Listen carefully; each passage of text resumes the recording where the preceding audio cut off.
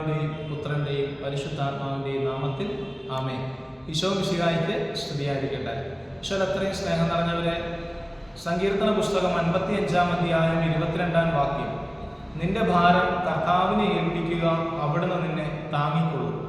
നിങ്ങളുടെ ജീവിതത്തിൽ നിങ്ങൾ അനുഭവിക്കുന്ന ഏത് ഭാരമാകട്ടെ, അത് പാപത്തിൻ്റെ ആകാം, രോഗത്തിൻ്റെ ആകാം, പരാജയങ്ങളുടെ ആകാം, ഏത് തരത്തിലുള്ള ആത്മീയവും മാനസികവും ശാരീരികവുമായ ഏത് ഭാരങ്ങളും നമ്മൾ ദൈവത്തെ ഭരമേൽപ്പിച്ചാൽ അവിടുന്ന് നമ്മെ താങ്ങിക്കൊള്ളുമെന്നാണ് വചനം പറയുന്നത്. ജീവിതത്തിൽ ഭാരം താങ്ങാനാകാതെ തളർന്നു പോകുന്നവരാണ് നിങ്ങളും ഞാനുമെങ്കിൽ അതിനൊരു കാരണം നമ്മൾ നമ്മെ തന്നെ ദൈവത്തിന് പൂർണ്ണമായും സമർപ്പിക്കുകയും നമ്മുടെ ഭാരങ്ങൾ ദൈവത്തെ ഭരമേൽപ്പിക്കുകയും ചെയ്യാത്തത് കൊണ്ടാണെന്ന സത്യം മനസ്സിലാക്കിക്കൊണ്ട് നമ്മെ തന്നെയും നമ്മുടെ ജീവിത ഭാരങ്ങളെയും ദൈവത്തിന് സമർപ്പിക്കുവാനുള്ള ആത്മാർത്ഥമായ ഒരു ഒരുക്കം നമുക്കിപ്പോൾ നടത്താം. അതിന് കർത്താവ് നമ്മെ അനുഗ്രഹിക്കട്ടെ.